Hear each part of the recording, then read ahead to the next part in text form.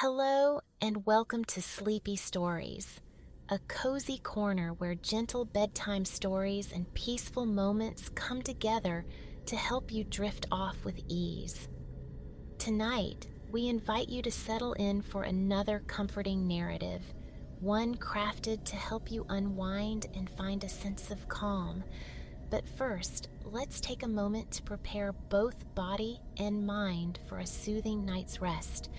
Find a relaxed position, and with each slow inhale and gentle exhale, allow the day's cares to quietly slip away. It can be challenging to step away from the day's busyness, especially as bedtime nears. However, remember, the less we worry about falling asleep, the easier it is for our minds to release any lingering tension. Let the gentle rhythm of your breathing wash away any concerns and allow tonight's tale to guide you into a deeper state of relaxation. Now, settle in and let the tranquil atmosphere of sleepy stories surround you. Enjoy this story, and may your night be restful and restorative.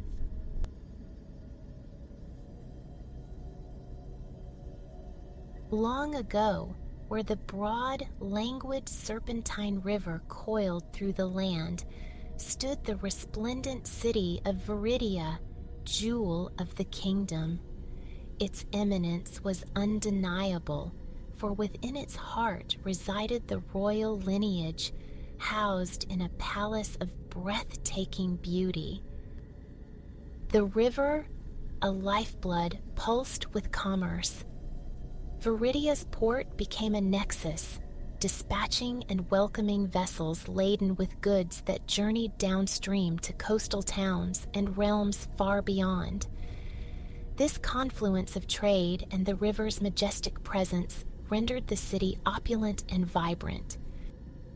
Merchants, purveyors of silks and spices, timber and tinctures, thrived, erecting elegant manors along both banks. Graceful bridges arched across the water, ethereal structures seemingly spun from light, uniting the lives on the left bank with those on the right. Even artisans of humbler means felt the city's buoyant spirit. Smiths found ample horseshoes to forge, toolmakers shaped implements for eager hands, and apothecaries mixed remedies for the burgeoning populace. The adage held true. A rising tide indeed lifted all vessels in this fortunate corner of the kingdom. The sovereign, King Theron, possessed a jovial, celebratory nature. Some whispered even a touch frivolous. His daughter, the Princess Lyrie, was the object of widespread admiration. Hopeful princes from neighboring lands arrived bearing cascades of extravagant gifts, each aspiring to claim her hand. The throne room overflowed, a glittering hoard of jewels, fragrant soaps, intricate mechanical songbirds, exotic teas, and rare spices accumulating as each suitor strove to eclipse the last with tokens of affection.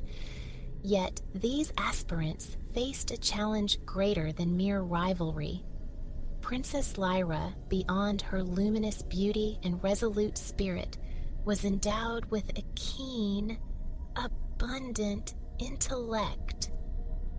Consequently, matrimony was not a state she pursued with haste. As the sole inheritor of the throne, her life had been dedicated to pursuits of her choosing, poring over venerable texts, mastering languages, delving into history's currents, and understanding music's intricate patterns. Her standards for a prospective husband were formidable, and suitor after suitor found themselves adrift in the currents of her conversation. One by one, they faced gentle but firm rejection, King Theron, for his part, felt no urgency for her marriage. He was frequently immersed in the sheer enjoyment of existence, readily participating in the court's diversions, too occupied to press the matter. King Theron owned a magnificent alabaster steed, and traversing the countryside upon its back was among his chief pleasures. One afternoon, whilst relishing a spirited canter through sun-dappled woods, his horse startled at the sudden darting of a cunning fox. The loyal creature reared violently, unseating the king. Though largely unharmed, his foot became ensnared in the stirrup during the fall. Days of rest followed. Court healers applied countless poultices, yet the royal foot never fully recovered its former ease. Walking, alas, became a persistent discomfort, casting a shadow over his spirit, dimming the prospect of future joys. Sometime thereafter, a suitor presented Princess Lyra with a gift of true marvel, a pair of slippers crafted from silk as soft as fledgling down, dyed the most ethereal shade of rose. These slippers, the suitor claimed, possessed the power to let one dance endlessly without a whisper of fatigue. Lyra regarded this assertion with educated skepticism. Yet, embracing the spirit of inquiry, she donned the slippers for a sumptuous ball hosted by a city magnate the following evening. To her astonishment, the promise held true. She moved effortlessly through the glittering assembly, dancing through the night and into the next day, pausing only when sheer exhaustion claimed her body, though her feet remained as untroubled as they were at the first measure. Intrigued, she inquired about their origin. The suitor revealed he had acquired them at great expense from a renowned itinerant cordwainer who had journeyed through his domain. An idea sparked within Lyra. Could such artistry be adapted for her father? If this same podiatric enchantment could soothe the king's affliction, perhaps he might stride contentedly once more. She dispatched one of the king's swiftest, most trusted retainers to locate this elusive craftsman, pledging a munificent reward should he deliver a miraculous solution. Weeks stretched into a somber procession. King Theron remained largely confined, his malaise casting a pall over Viridia, without their festive monarch orchestrating the familiar cycle of celebrations. The entire city discovered life had lost much of its customary sparkle. At long last, one day, the retainer returned, the celebrated shoemaker, Master Corvus, in tow. A ripple of anticipation surged through the court. Whispers circulated that their guest carried with him a shoe purported to banish the king's discomfort entirely, to be presented in the throne room on the morrow. Naturally, Master Corvus was bestowed the palace's finest guest accommodations. He settled into his chamber with an air of consequence, directing footmen to place a particularly ornate, richly carved wooden chest at the foot of his bed. All eyes lingered on that chest, convinced it held the key to the king's recovery, the magical shoe. Among the palace servants moved a young man named Elian, tasked with tending the hearths and maintaining order in the myriad rooms. Elian was possessed of a quiet intelligence and pleasing countenance. Raised by his uncle, Master Alaric, proprietor of a cherished bookshop, Elian had spent years immersed in reading, though his pockets remained perpetually light. Palace service had seemed the most viable path to sustenance. Thus, he diligently cleaned day after day, without murmur. Elian entered Master Corvus's chamber after the craftsman had descended for the evening meal. He built up the fire, his gaze sweeping the room for any disarray. It snagged on the intricately carved wooden coffer. Like everyone, he felt its significance, the allure of the secret within proving irresistible. A quick peek couldn't hurt. His fingers traced the elaborate carvings before he carefully lifted the heavy metal latch. Inside, nestled upon deep purple velvet, lay a single large slipper of pristine white silk. He dared not touch it, lest soot mar its perfection. Never had he beheld footwear so exquisite. As he admired it, a sound echoed from the corridor, the shoemaker returning. Hastily, Elian secured the lid and slipped beneath the bed, concealing himself behind the heavy dust ruffle. Master Corvus entered. Elian heard the soft clink of items being placed upon a nearby table. Pressing his cheek to the cool floorboards, he could just discern the man setting out a small jar and a delicate brush. The shoemaker then approached the wooden chest, perilously close to Elian's hiding place, but remained oblivious to the concealed observer. Instead, he retrieved the beautiful white slipper. Carrying it back to the table, he proceeded to lightly brush the slipper's interior with a powder from the jar, a substance that shimmered fleetingly in the firelight. He tapped the brush thrice against the jar's rim, resealed it, and carefully put away both implements and the slipper. His task complete, humming a cheerful tune, Master Corvus donned a velvet cloak and departed the chamber once more. Certain the coast was clear, Elian emerged from his refuge. The table stood empty. The chest remained securely fastened. Unwilling to risk discovery, Elian quit the room and resumed his duties. Yet, as he swept and polished, the image of the slipper and the mysterious, glittering powder occupied his thoughts insistently. What purpose had it served? Elian was not present in the throne room the next day for the grand unveiling, but news traveled swiftly through the servant network. The shoe, gossip confirmed, was a triumph. The king's pain had evaporated the moment the slipper touched his foot.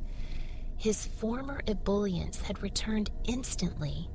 Indeed, he was already reported strolling the gardens with members of the court, and plans for a lavish ball were underway. Master Corvus, laden with gold, had departed to fulfill commissions in distant lands. Viridia collectively exhaled, relief washing over the city as the promise of normalcy returned. King Theron embraced life with renewed gusto, soon dedicating his energies to planning a spectacular regatta on the Serpentine for all citizens to enjoy.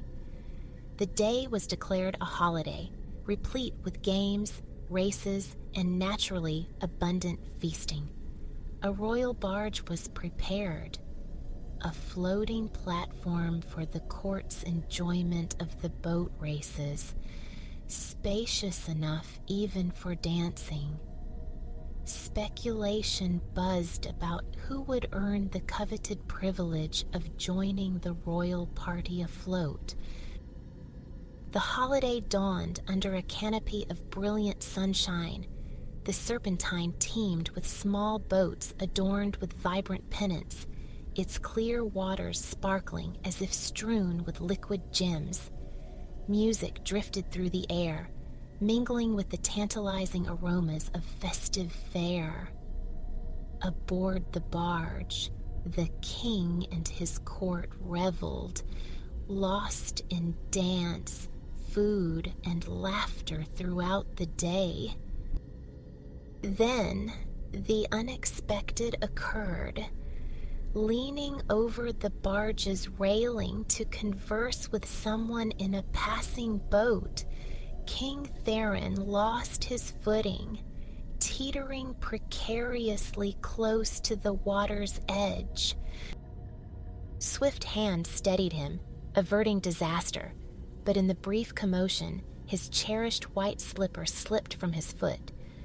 It struck the water, bobbed momentarily, then vanished beneath the surface. A cry arose. All able swimmers urged into the river. Occupants of nearby boats leaned low, trailing hands through the water. Many plunged in, searching frantically. Yet, despite all efforts, the slipper remained lost to the river's depths. Almost immediately, the king complained of returning discomfort, an inability to walk without pain. He was carried home, utterly disconsolate. In the ensuing days, the Serpentine churned with activity. The king offered a substantial reward for the slipper's return. Word spread, drawing fortune seekers from adjacent kingdoms, all eager to claim the prize. They dredged the riverbed, combed the banks, sifted through silt, and cast nets across channels, mirroring each other's fruitless efforts. Lyra observed the repeated failures, watched her father's hope dwindle with each passing day. One morning, her resolve solidified. She announced that, in addition to her father's reward, she would bestow her hand in marriage upon whoever succeeded in this daunting quest. Secretly, Lyra held little belief the slipper would ever resurface. The Serpentine was deep and had claimed far greater treasures. Her true hope lay elsewhere, that perhaps someone possessing ingenuity, a mind she could admire, a spirit she could respect, might devise a more creative, more effective solution to her father's suffering. Like every soul in the kingdom, Ellion heard Princess Lyra's declaration. Though merely a servant, he was utterly captivated by her, not just by her beauty, but by the sharp wit that illuminated her presence. He found her dazzling. Ellion recalled his uncle Alaric's bookshop, specifically a shelf dedicated to the arcane arts of science and alchemy. He had devoured those volumes in his youth, captivated by the mysteries they unveiled. While ignorant of enchanted footwear, the memory of Master Corvus secretly dusting the king's slipper remained vivid. Logic dictated the powder, not the shoe, held the key to the pain relief.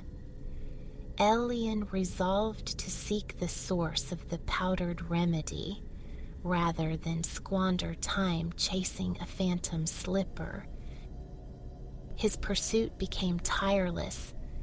While the riverbanks crawled with hopeful divers and searchers, Ellion dedicated every spare moment to his uncle's bookshop. It was a sanctuary, piled high with tomes of every description. Culinary guides and worn histories jostled for space with classical texts in forgotten tongues. Novels and storybooks lay in precarious stacks alongside volumes of poetry.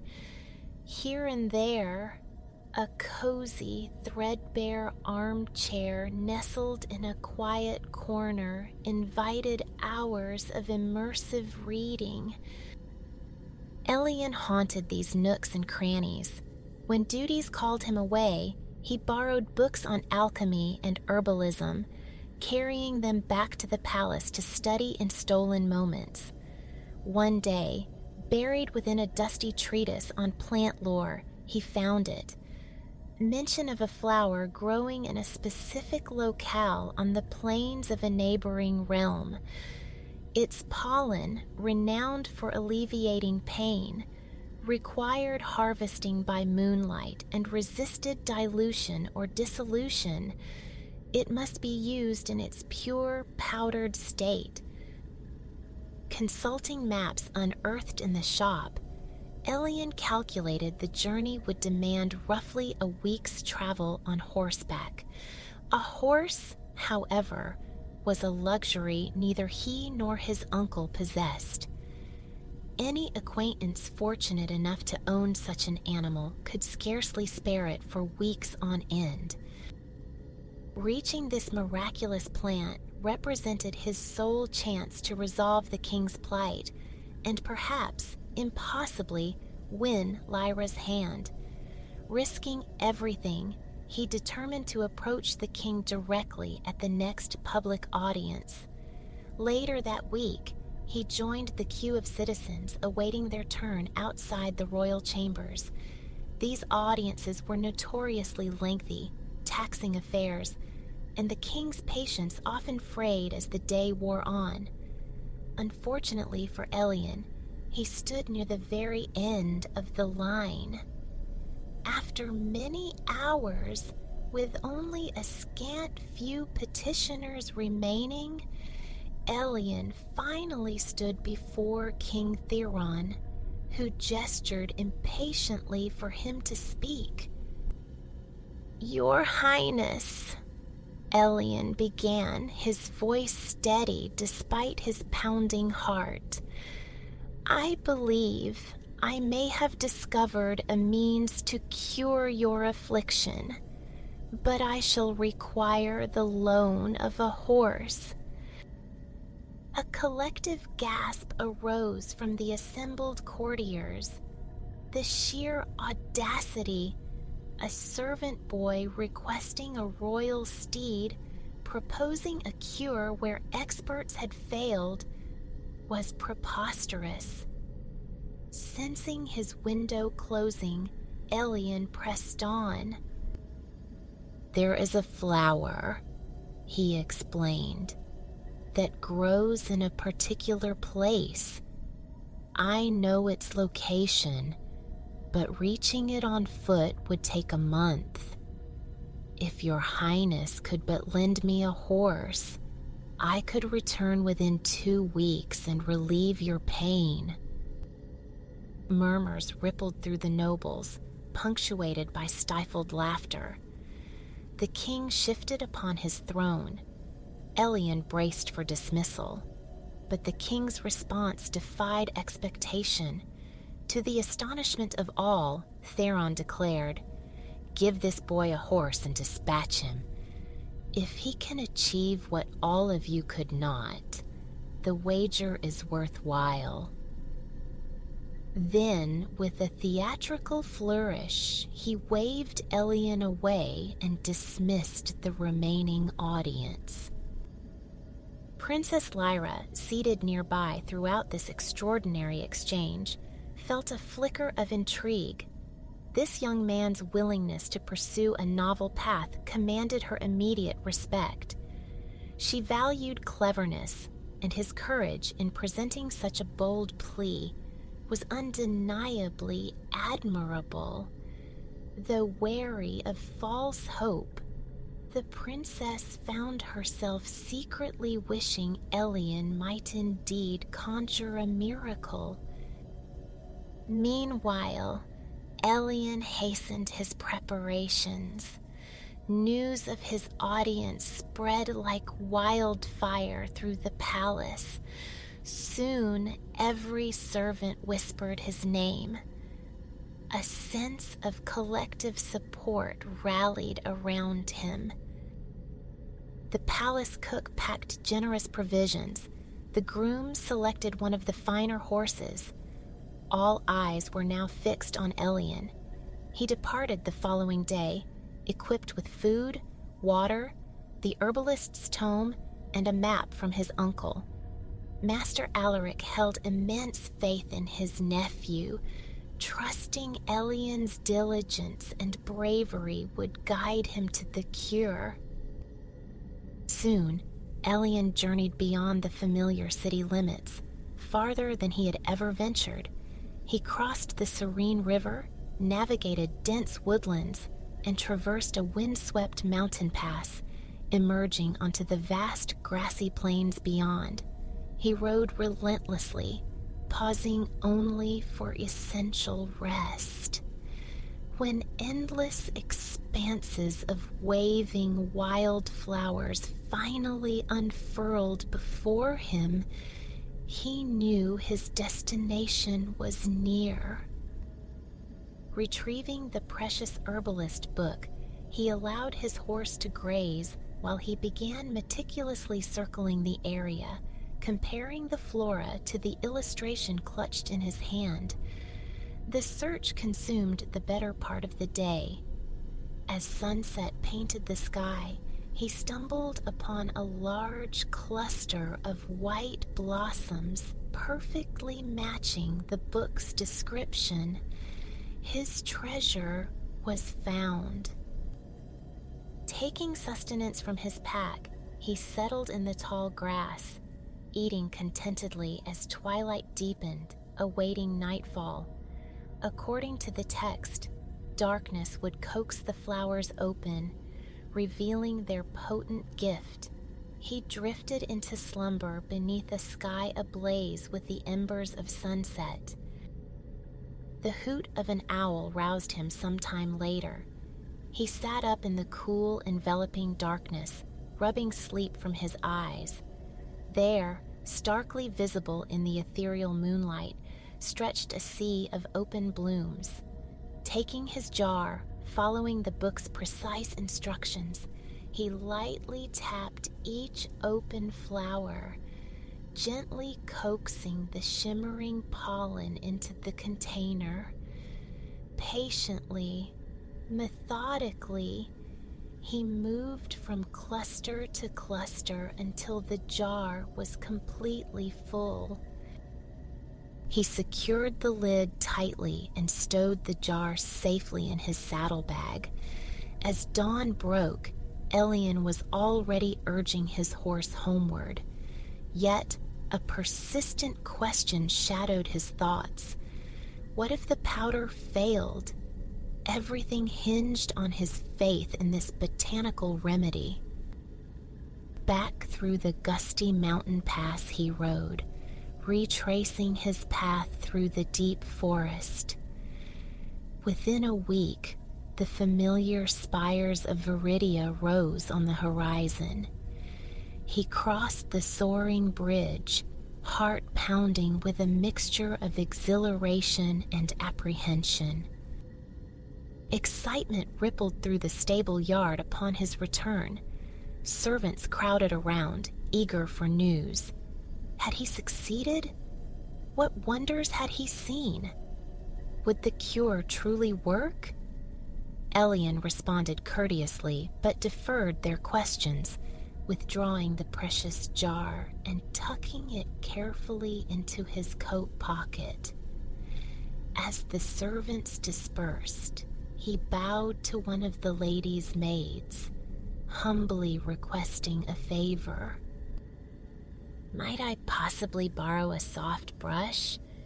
The sort a lady uses for applying face powder?" "Yes," the maid replied readily, fetching the item while Elian waited. Brush in hand, he returned to his uncle's bookshop with the herbalist tome, the map, and his jar of invaluable pollen. Tomorrow he would face the king once more. By the next day, news of Elian's return had permeated Viridia. The audacious young man, previously unnoticed, was now the subject of intense curiosity. At the king's command, Elian was granted the first audience of the day. As the majestic, carved double doors to the throne room swung inward, he inhaled deeply, straightened his shoulders, and fought to banish encroaching doubt. He walked toward the dais where King Theron sat, Princess Lyra at his side. The chamber felt unusually crowded. The entire court, it seemed, had assembled for this spectacle. Bowing low, Elian began. "Your Majesty, I have returned with what I believe will end your pain, but it requires no special shoe," he stated clearly.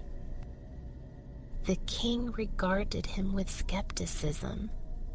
Elian continued, producing the jar and the small brush from his coat. "If you would permit me access to the shoe you currently wear, I shall demonstrate," he proposed. The request was highly irregular, a commoner handling the king's footwear. Yet after a moment's hesitation, the king nodded assent. A servant knelt and carefully removed the silk slipper. Elian inclined his head respectfully, took the king's shoe, and uncapped the jar.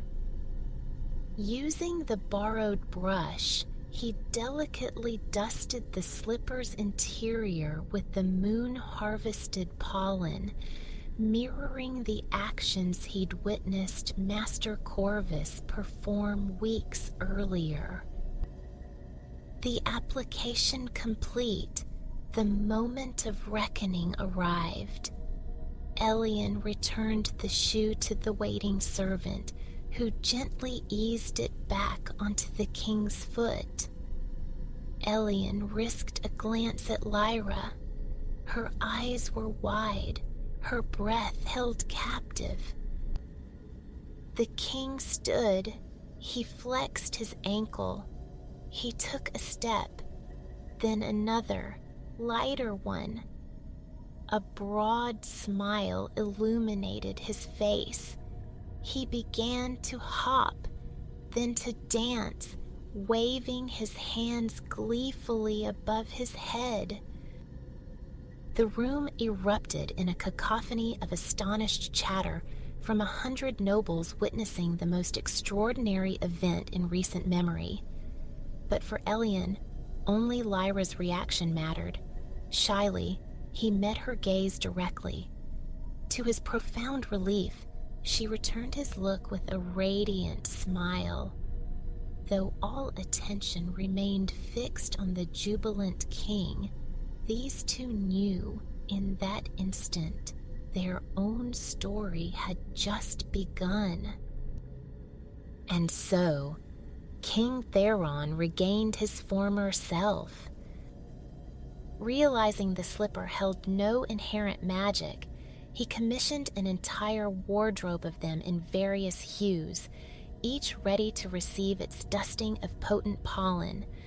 Festivities and celebrations bloomed anew that year, yet none surpassed the splendor of Lyra and Elian's wedding. The pair became inseparable, often seen strolling the palace gardens even before their union, engrossed in animated conversation. Together, they founded an extensive library within the palace walls, stocked naturally by Elian's delighted uncle. It boasted plush armchairs, towering rolling ladders, and massive atlases spread upon broad tables, Lyra and Elian, after all, felt they both still had considerable reading ahead. King Theron rarely ventured into the library, but his happiness was restored, mirroring the contentment of the citizens in the glittering city on the Serpentine. With Lyra and Elian destined for the throne, the kingdom anticipated a future blessed not only with merriment and prosperity, but also with wisdom and sound judgment. Kaelin, divinity of the lunar sphere and arcane arts, finds solace in the nocturnal hours for his inscriptions. His stylus finds its truest path guided by the ethereal glow of moon and distant stars. This night, a narrative stirs within him, a chronicle of Solarian, the sun ascendant, and the mortals dwelling along the great river Iteru. The reed tip etches faint lines upon papyrus, weaving the genesis of an age. Soon dawn will fracture the horizon, and Solarian shall surge from the celestial domain, leaving Kaelin to journey into the Duat, that shadowed realm untouched by sun or moon. Within his sanctuary in Mennefer, jewel of the ancient land, Kaelin sits. Walls of immense polished stone form his terrestrial abode, their surfaces alive with polychromatic frescoes. Moonlight catches, sharp and brilliant, upon the distant apexes of the pyramids beyond his casement. These colossal monuments pierce the heavens, silent sentinels presiding over the slumbering metropolis. His form, a human torso crowned with the elegant head of an ibis, bends low. The long, tapering beak nearly brushes the parchment where his stylus dances, painting the intricate glyphs of the old tongue. A familiar, fecund scent drifts from the Iteru, perfuming the chamber air, the river's breath, vital artery of this timeless place, threading through the city. A susurrus stirs the palm fronds, and stars glitter like scattered jewels, gazing down upon the impassive visages of the great sphinxes. Presently, Solarian will stir, consume the moon and stars in his awakening, and rise with the incandescent sun. Come nightfall, he shall voyage back to the underworld, a bulwark against the encroaching tendrils of chaos. Yet, the cosmos was not always thus ordered. In the primordial dawn, there existed only Solarian, the sun eternal, and Ethel, the boundless, primordial waters. Solarian found delight in observing the waters shimmer beneath his effulgence. He marked how the light transmuted through the day's passage, thus retaining the name Solarian for the zenith sun, yet calling himself Keperu at the dawn's first blush, and Temu when dusk painted the sky in myriad hues. A profound solitude settled upon Solarian, yearning for divine communion. So he brought forth Zephyrus, the wind, a sigh rattling through the palms, brushing their broad leaves.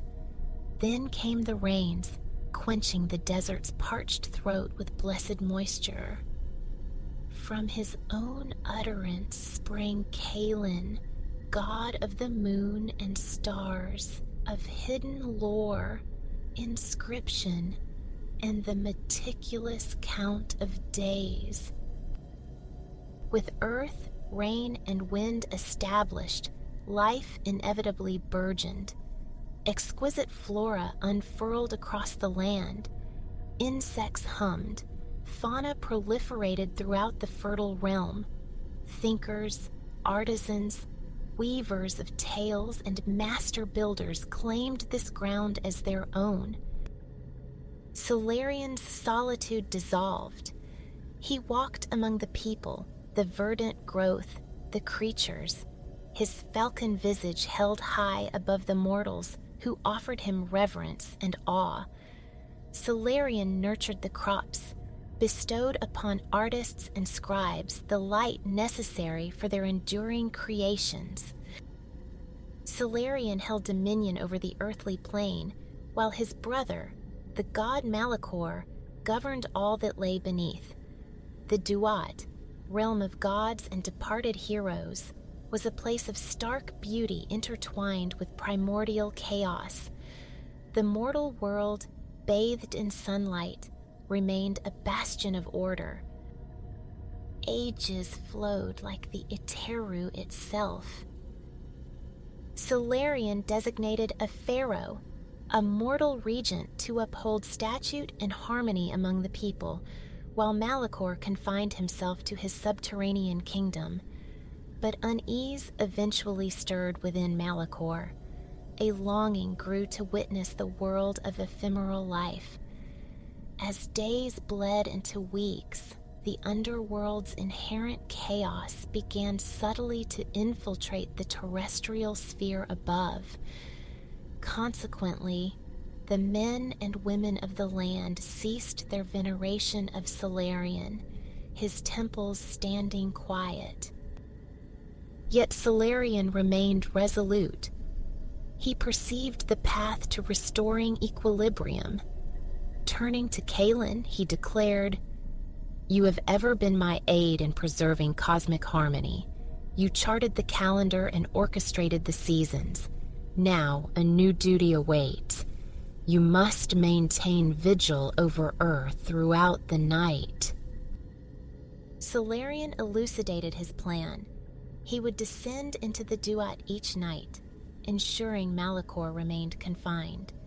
But the day demanded Solarian's presence on Earth. Every morning, at dawn's first light, he commences his celestial pilgrimage across the vault of the sky. His roseate fingers stretch from the east, summoning daylight. With his vast mouth, he engulfs the moon, and beneath his rays, the cities awaken. Merchants cry their wares in bustling marketplaces. Women barter for milk, eggs, woven cotton. Enchanters perform marvels before spellbound crowds, while artisans apply pigments to stone. In the fields, farmers cast seeds, wheat, barley, flax, grapevines. And in towns, children attend tutors, learning the sacred arts of reading and writing. As midday climbs, Solarian reigns supreme from the sky's apex. The searing heat drives farmers and vendors indoors for respite. Cool, fresh fruit, nurtured by the Iteru's fertile silt, offers refreshment. Even Solarian partakes of succulent figs and sweet grapes, basking in the afternoon's golden luminescence. Meanwhile, beneath this solar intensity, pharaohs traverse grand palaces, decreeing the erection of temples, pyramids, tombs. The architects of this ancient civilization are master artisans, commanding vast labor forces and precious resources to sculpt magnificent cities from stone and sand. These people were among the earliest to embrace a system of writing. Through the long, torpid afternoons, scribes incise hieroglyphs into stone stelae or brush delicate characters onto papyrus scrolls. Hieroglyphs, words rendered as pictures, elegant phonetic shapes, are carved into monuments, painted onto tomb walls. demanding great skill. Hieroglyphic script is often the preserve of priests and administrators. Intriguingly, rather than flowing left to right or right to left consistently, hieroglyphs are read towards the direction the depicted figures face. Often, this figure is avian. A detailed Kalin with his ibis head finds particularly pleasing. While scribes meticulously craft their glyphs, Solarian continues his westward arc across the heavens, crossing the great Iteru. Longboats ply the waters, navigating to and from the northern Mediterranean coast, conduits for goods flowing between this land and the wider Near East. Beyond the river's fertile band, Solarian gazes upon the undulating dunes below, where golden dust dances on currents of air. Zephyrus, god of air and wind, offers a subtle smile, and particles of sand glint like ephemeral sparks. Journeying west, Solarian begins his descent. Back in Menifer, gilded rays caress the rooftops as families convene for their evening repast. Scribes, magicians, merchants, farmers, all return homeward. Solarian observes these gatherings, from humble farmsteads to regal halls, tables laden small and large, green vegetables simmered with garlic, spiced lentils, eggs, fresh bread. Across the land, honeyed beverages accompany the hearty fare, shared amidst tales and laughter.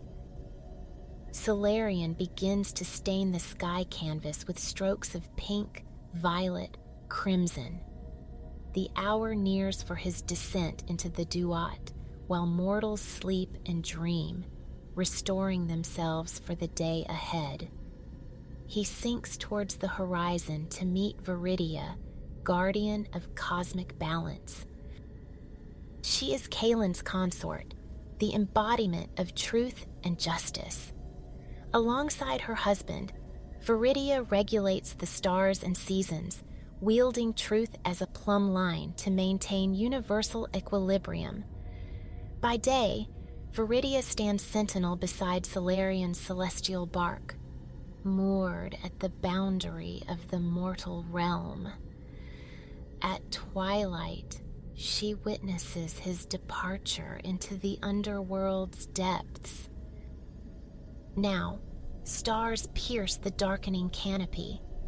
The moon ascends, a silent signal for Solarian's departure.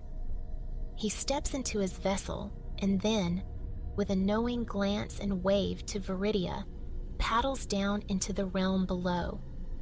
Through the night, his boat will navigate the subterranean river. The sun's final embers vanish. Kalin, the lunar god, recognizes his watch begins.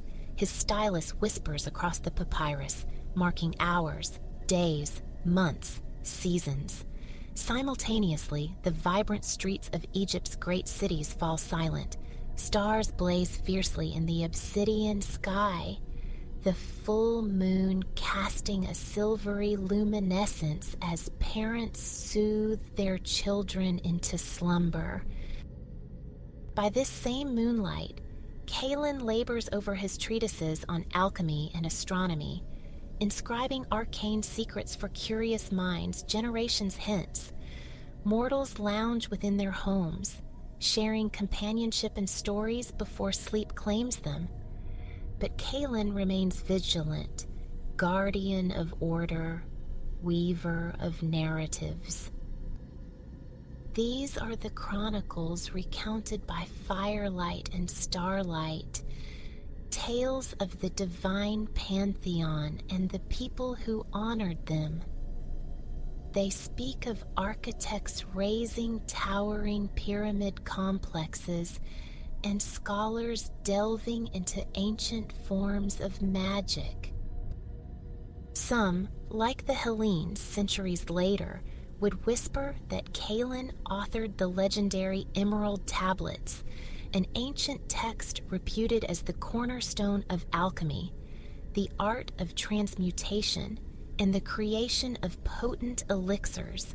Many seekers believed these tablets held the key to the Philosopher's Stone, the mythical substance granting immortality. As Calin pursues his esoteric work and watches over the sleeping world, Solarian continues his voyage below.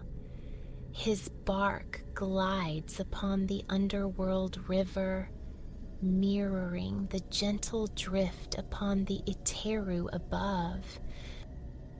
He travels past the shades of Egyptian heroes and pharaohs of bygone eras. Many deities inhabit this realm. Malachor holds sway here, but it is also home to Anpu, master of mummification, and Hathor, goddess of love and fecundity.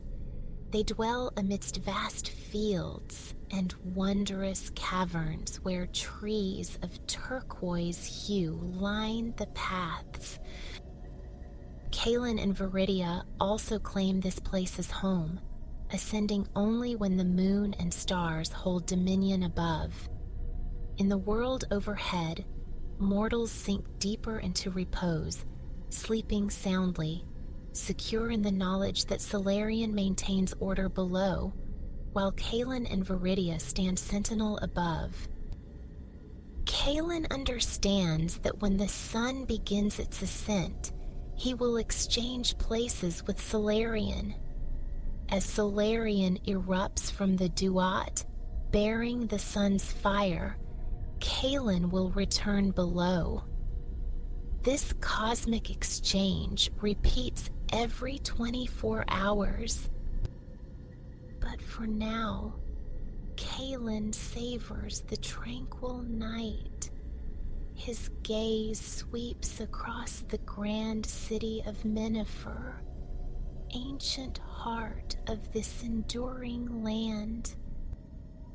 Though the dominion of these ancient people will ebb and flow across their vast history, the marvels wrought here shall echo through millennia, captivating the world. A faint smile touches Calin's ibis features as his stylus moves. He cherishes this quietude, this delicate equipoise between order and chaos. Yet, he knows he is not solitary in his wakefulness. Others embrace the night's mysteries. For in Minifer, night is magic's domain. While families sleep, astronomers slip from their beds, cloaked against the cool air.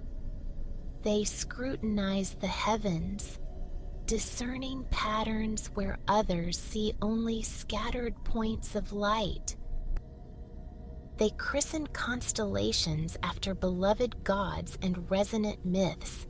The geese of Solarian, an ancient stellar pattern lost to modern reckoning, drifts overhead.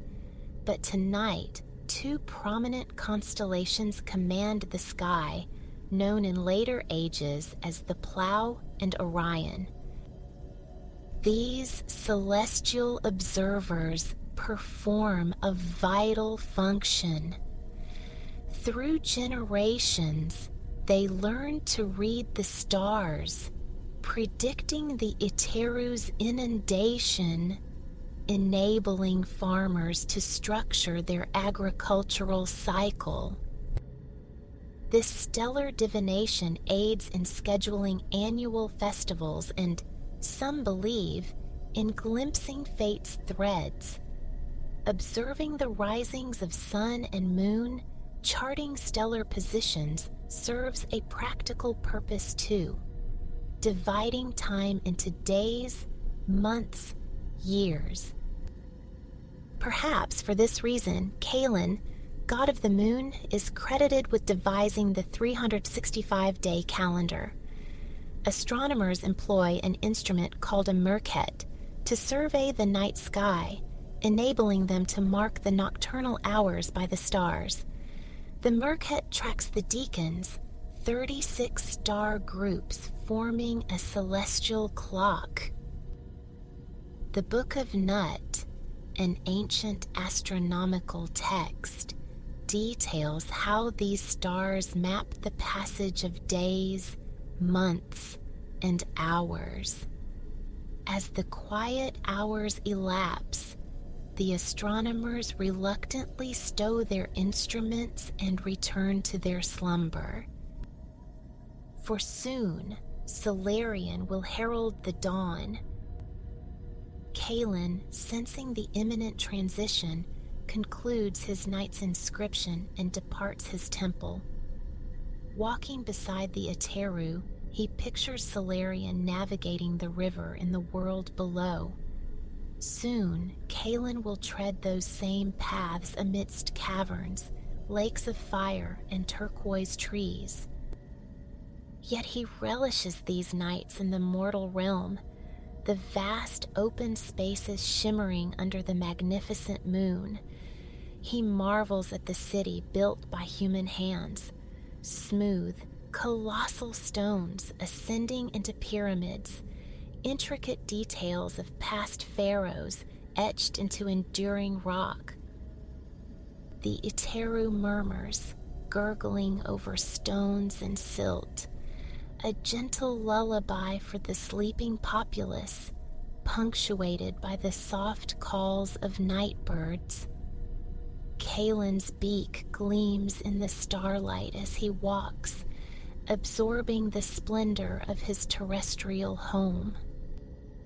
So many treasures endure: vast tombs, pyramids, sphinxes, preserved mummies, potent magic, and the language, the art, the mythology.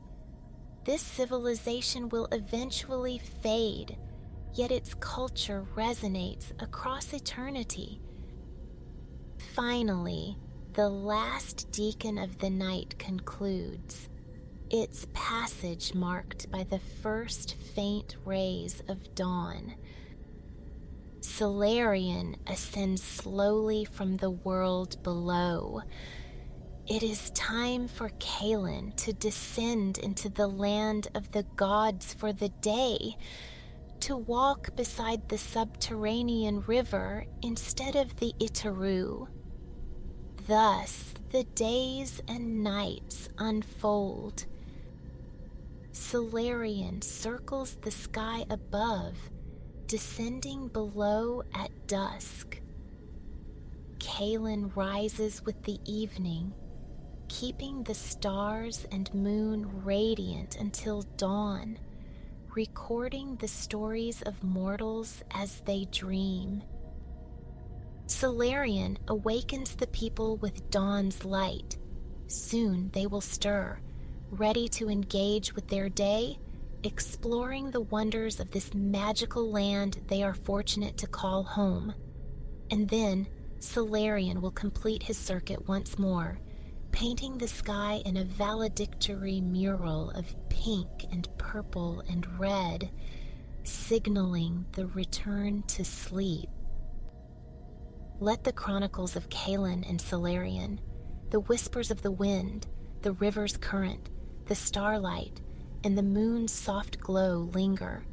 Hear the river's murmur, the palms swaying, as artists, magicians, scribes, merchants, farmers, and pharaohs surrender to rest. The magic of the stars weaving through their dreams.